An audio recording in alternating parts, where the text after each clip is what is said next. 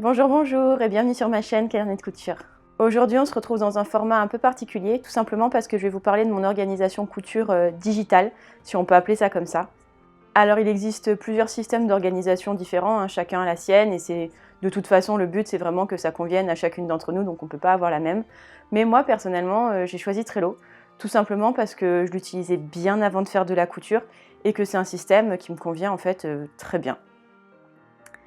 Comme j'ai reçu pas mal de questions au sujet de mon organisation et de ma façon d'utiliser Trello, je reviens aujourd'hui pour vous montrer tout ça, tout simplement.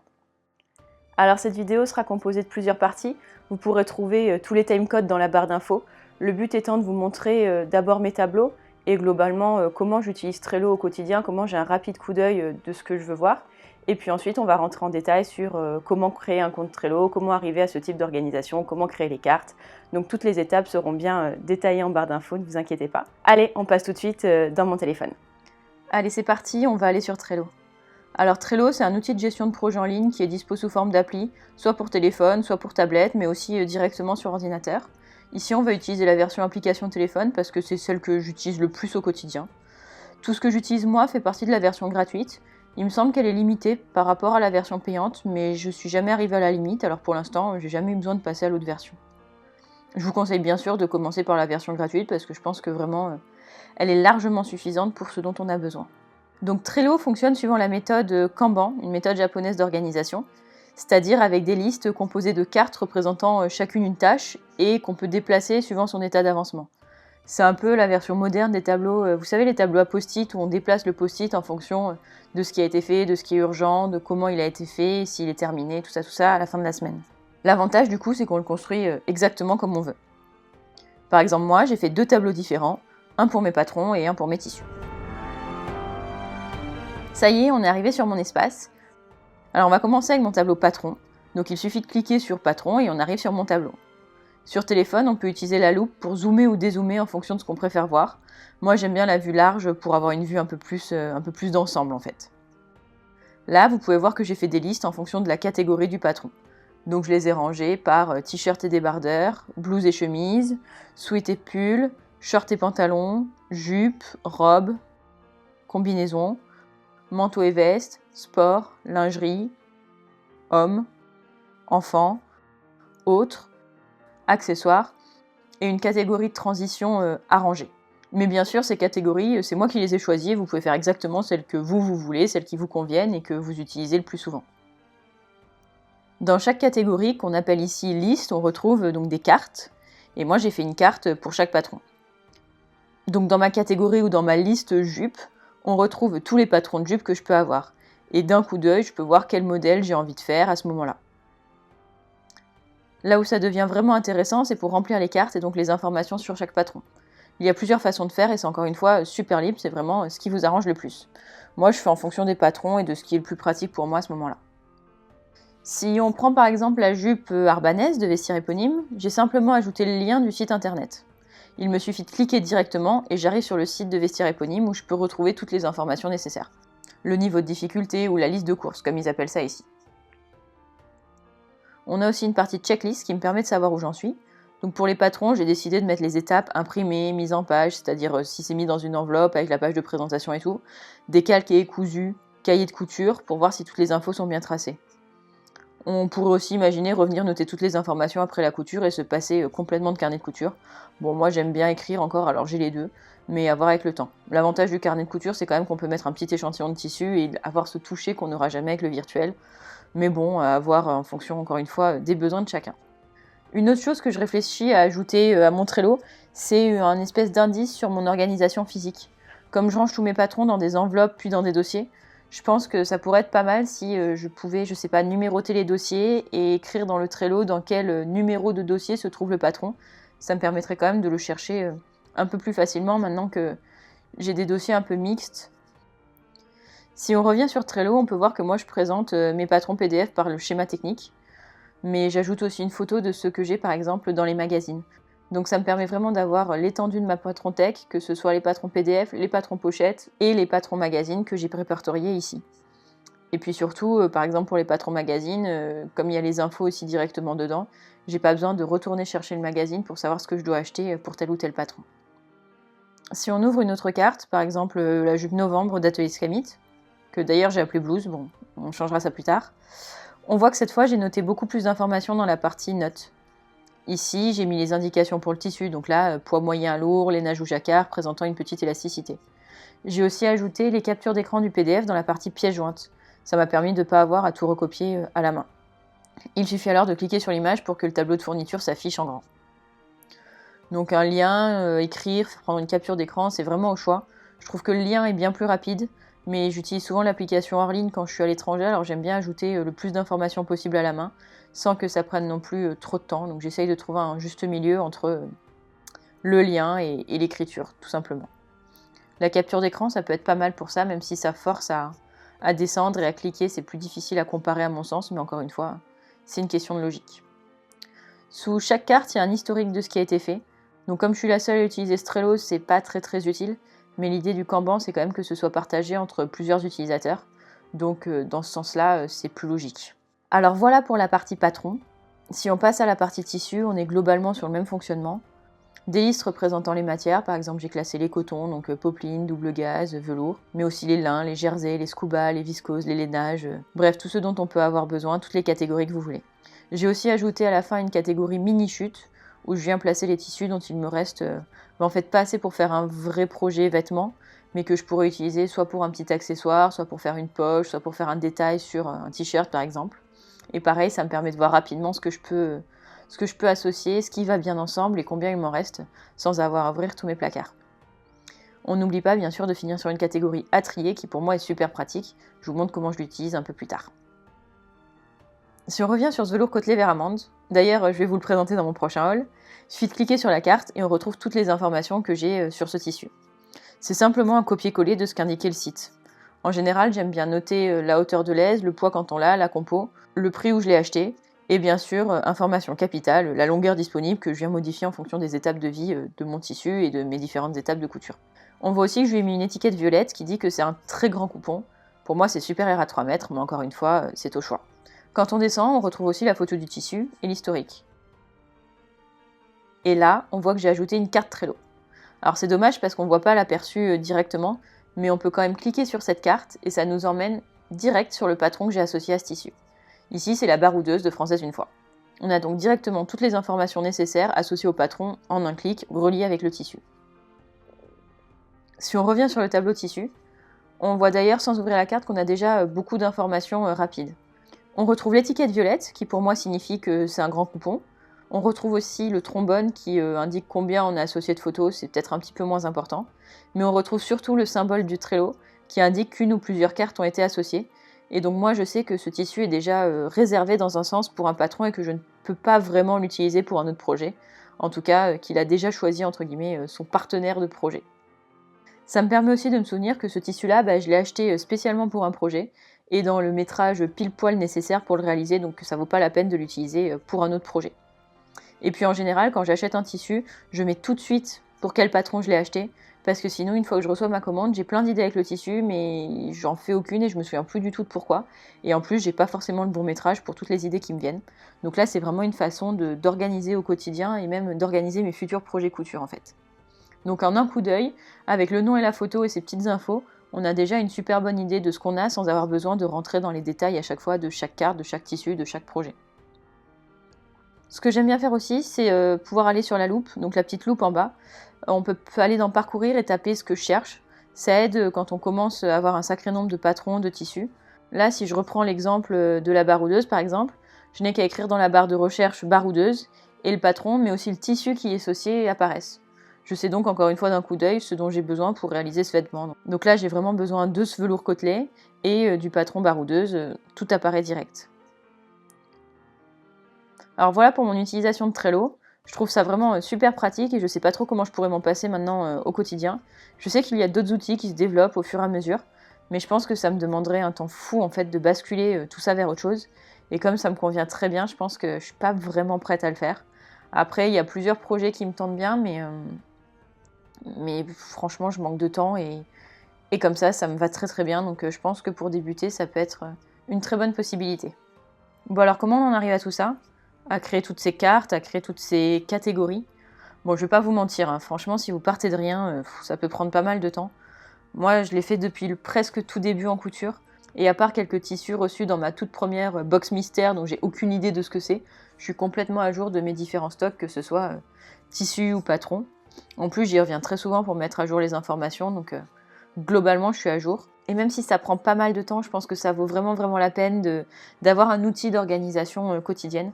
Alors si vous avez le courage de vous lancer, que ce soit sur Trello ou sur un autre, voilà comment faire pour en arriver à ce que j'ai, et bien sûr, adapter à vos besoins.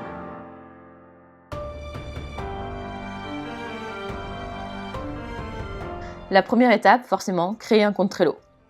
Pour ça, deux possibilités. Soit vous allez directement sur le site internet, ou alors on va le faire via l'application. Ici, c'est exactement ce qu'on va faire. Donc quand on arrive pour la première fois sur l'appli, on a sur la partie haute une petite explication qui nous rappelle que Trello est un outil pour planifier, suivre et organiser ce qu'on veut et avec qui on veut. Il nous rappelle aussi le principe de tableau global, dans lequel il y a des listes, au sein desquelles on ajoute des cartes que l'on peut déplacer forcément d'une liste à l'autre. C'est le principe même du Kanban. Et puis, ils nous disent aussi qu'en ouvrant une carte, on peut y ajouter des images, des checklists, des étiquettes et autres. Finalement, ils rappellent que Trello est un outil de partage et donc on peut donner l'accès à nos tableaux et à d'autres personnes. Bon, c'est un petit peu ce que je vous ai montré jusqu'à maintenant. Maintenant, on va voir comment mettre en pratique tout ça. Bon, si vous êtes prête, on va pouvoir appuyer sur commencer. Donc plusieurs choix s'offrent alors à vous en fonction de votre adresse mail. Moi, je vais choisir de m'inscrire avec l'adresse mail YouTube et donc avec mon compte Google. On accepte que ça ouvre une nouvelle page de notre navigateur et Trello nous redirige directement vers le compte mail. Là, il n'y a plus qu'à rentrer son adresse mail, son mot de passe et paf, le compte se crée. Et voilà, félicitations, vous venez de créer votre premier espace Trello. Il faut donc commencer par lui donner un nom. Allez, je vais l'appeler Mon univers couture. Quand c'est fait, on arrive sur notre premier tableau, presque vierge, juste avec quelques listes et cartes d'exemples. C'est là qu'on va pouvoir tout façonner à notre image. Alors on commence par changer le titre du tableau, simplement en cliquant sur le titre et en le modifiant. Ensuite, on va pouvoir s'occuper des listes. Par exemple, on va renommer la première en t-shirt,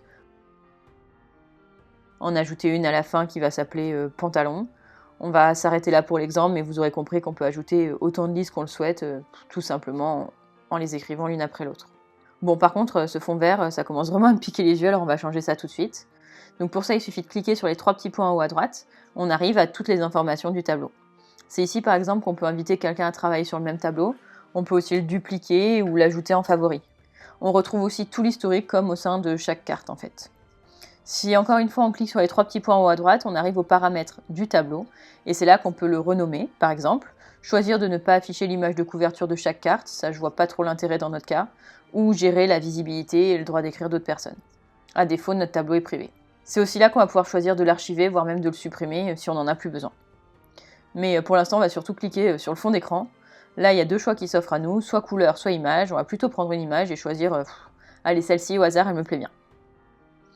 On pourrait aussi taper un mot-clé dans la barre de recherche pour trouver une photo un peu plus particulière ou sur un thème particulier. Alors maintenant, si on revient sur notre tableau, on voit bien que l'image est mise en place, c'est quand même vachement plus sympa. Il ne reste plus qu'à gérer les cartes en fait. On peut déjà modifier la première pré-créée, simplement en cliquant dessus, ou en créer une nouvelle en cliquant sur ajouter une carte. Bon, maintenant que vous avez compris le b.a.-ba de Trello, on va repasser sur mon espace parce que j'ai justement passé une commande chez Dreisenstoffen et il faut que je la rajoute, donc je vais en profiter pour vous montrer tout ça.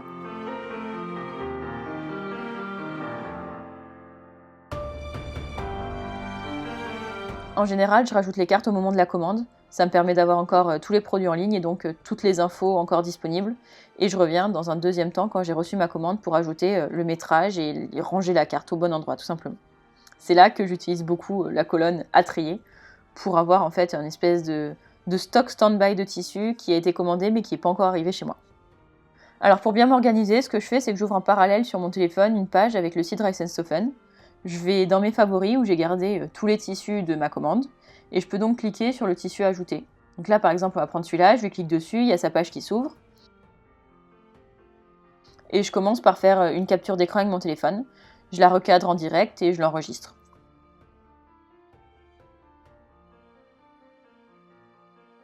J'en profite aussi pour copier-coller le nom du tissu. C'est pratique notamment pour les tissus de Dreisenstoffen qui ont souvent soit des noms à coucher dehors, soit des numéros, ce genre de choses, j'ai un peu de mal à les retenir par cœur. Donc je copie le nom. Je reviens sur ma page de Trello, j'ajoute la carte où je colle directement le nom, je l'ouvre et je clique pour ajouter une pièce jointe. Là, comme je viens d'enregistrer la capture d'écran, je fais utiliser la dernière photo. C'est, je pense, le plus rapide comme ça de les faire une par une en utilisant la dernière image. Mais on pourrait aussi prendre toutes les photos, faire toutes les captures d'écran et ensuite les ajouter une par une. Mais là, moi, je pense que je me tromperais souvent entre la dénomination du tissu et la photo, donc je préfère faire comme ça une par une. On peut aussi choisir une ancienne photo qu'on a faite, ou même, si on le fait au moment de réception de la commande, ajouter directement une photo quand on a le tissu sous la main. C'est là aussi qu'on peut rajouter une carte Trello pour créer les liens entre les cartes et les associer entre elles. Pour l'instant, on va s'arrêter là et retourner sur la page du site Dreissenhofen, et je vais copier l'ensemble des informations tissu. Je descends aussi pour regarder le prix au mètre. Il ne me reste plus qu'à retourner sur mon Trello et copier tout ça sur la carte. Je note aussi le prix et le nom du vendeur, ça me permet de garder une petite traçabilité et d'avoir une idée de ce que m'a coûté le tissu et où il faut que je retourne le chercher si j'en veux de nouveau. Ensuite, je rajoute une étiquette. Donc là, tout simplement en cliquant sur étiquette. Dans cette page, on peut soit créer de nouvelles étiquettes. Donc là, soit on peut cliquer sur le crayon et renommer les étiquettes qui sont déjà dispo. Soit on peut aller cliquer sur le plus en haut pour créer une toute nouvelle étiquette. On peut alors lui donner un petit nom et choisir sa couleur. C'est là aussi qu'on peut venir la supprimer définitivement si, pareil, on n'en a plus besoin et qu'on va un petit peu épurer notre tableau. Il ne reste plus qu'à cliquer sur OK et l'étiquette est créée. Moi, je sélectionne une étiquette que j'ai déjà, donc dans ce cas-là, grand coupon. Il est aussi possible de sélectionner plusieurs étiquettes. Il n'y a rien qui empêche de mettre 3-4 étiquettes si on veut faire des choses différentes parmi les étiquettes. Par exemple, un tissu neuf, un tissu coupé, ça pourrait être super intéressant aussi. Je finis ma carte en ajoutant le patron associé à ce projet. Donc je sais que ce tissu-là, je veux l'utiliser pour faire une chemise azur. Donc je vais encore une fois sur le plus à côté de pièces jointes et sur choisir depuis Trello. Là, j'ai plus qu'à taper dans la barre de recherche azur et Trello me propose les 2 patrons azur qu'il connaît. Donc on retrouve la culotte de Vanessa Salin, donc c'est pas vraiment ce que je veux faire. Mais il y a aussi ma fameuse chemise azur de l'atelier Scamit. J'ai plus qu'à cliquer sur une carte et l'association est faite. Je pourrais aussi rajouter une checklist. J'avoue que autant je fais ça vachement pour les patrons, autant je prends pas vraiment le temps de le faire pour les tissus, parce que finalement je fais tout dans la foulée. Mais il suffit de cliquer sur checklist et de noter les différentes étapes. Par exemple, vous pourrez faire, reçu, mesurer, laver, repasser, découper, cousu. Une fois les différentes étapes effectuées, il ne restera plus qu'à cocher le carré associé à la tâche. J'arrive pas vraiment à le faire là sur l'application, mais sur le site il est possible de récupérer la checklist utilisée sur une autre carte pour ne pas avoir à la réécrire à chaque fois. Créer un petit peu des checklists d'exemples et de rendre les choses un petit peu plus automatiques. Bon allez, je ferme cette carte et il me reste plus qu'à recommencer avec toutes les autres. Ça peut paraître un peu fastidieux, mais c'est vraiment un coup de main à prendre. En vrai, il suffit d'apprendre à jouer entre les 2 pages assez rapidement et après ça va super vite. On n'est pas non plus obligé de rajouter les patrons à chaque carte. C'est vraiment quand j'ai l'idée en tête au moment où je les achète, ça me permet vraiment de pas oublier tout simplement et de pas utiliser ce tissu et ce patron pour autre chose.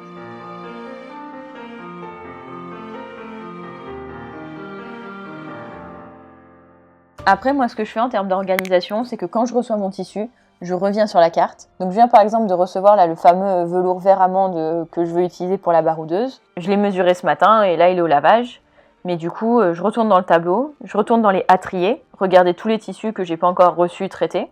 Je peux réouvrir ma carte du coup facilement parce que je sais que finalement il est facile à trouver. Et j'ajoute la quantité exacte que j'ai reçue. Si j'ai une checklist, c'est aussi le moment de la cocher. Et voilà, j'ai enfin fini cette carte. Enfin, jusqu'à ce que je couse mon projet et que je revienne écrire ce qui me reste de tissu si, pour le coup, il me reste quelques chutes. Et donc, je peux la déplacer dans la liste qui lui convient, en fait. Ici, c'est un velours de coton. J'appuie donc longtemps sur la carte et hop, je la déplace d'un doigt vers la catégorie velours. Une autre façon de faire, par exemple pour ce lin viscose, c'est de cliquer sur les 3 petits points à droite et de choisir déplacer. C'est aussi en cliquant sur ces petits points qu'on peut dupliquer la carte, envoyer le lien seulement de cette carte, l'archiver ou encore une fois la supprimer définitivement. L'archivage, ça me permet par exemple de garder une carte de côté mais hors du tableau pour des tissus que je vais recommander souvent par exemple. Lorsque j'ai plus de jersey noir, je supprime pas totalement la carte parce que je sais que je vais racheter du jersey noir. En général, je le recommande toujours chez Dreissenhofen, donc ça change pas les indications, le prix, tout ça. Mais par contre, je l'archive pour que je sache que j'en ai plus et que il faut que j'en recommande. Et comme ça, quand j'en reçois de nouveau, j'ai plus qu'à récupérer la carte et pas à tout réécrire. Donc là, ce qu'on voulait faire, c'était déplacer la carte, donc je choisis simplement déplacer la carte. Je peux alors choisir d'abord dans quel tableau je veux déplacer ma carte. Bon là c'est un tissu, alors je vais le laisser dans le tableau tissu. Par contre je vais changer sa liste et le passer de à trier à la liste lin. La position représente la ligne à laquelle la carte est placée dans la colonne. On peut par exemple les ranger par ordre de priorité. Ou moi je les laisse simplement s'incrémenter, mais en général du coup j'ai les plus anciens vers le haut et ça me force un petit peu à les utiliser aussi un peu plus vite. Il n'y a plus qu'à cliquer en haut à droite sur déplacer, ça charge un peu et paf, la carte est arrivée dans la bonne liste.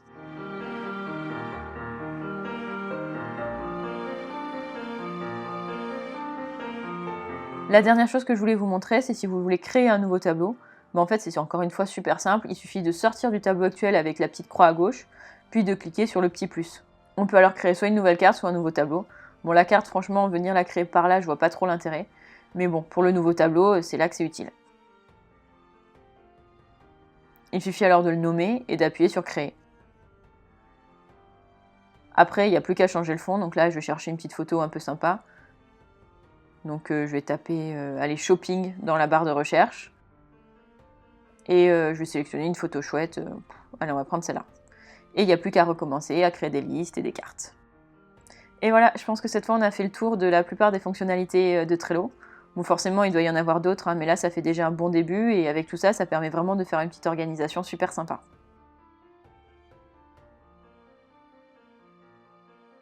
Voilà, je pense qu'on a bien fait le tour de Trello. Moi, je trouve que c'est une application très intuitive et rapide qui permet vraiment de bien organiser nos tissus, nos patrons et même nos projets d'ailleurs.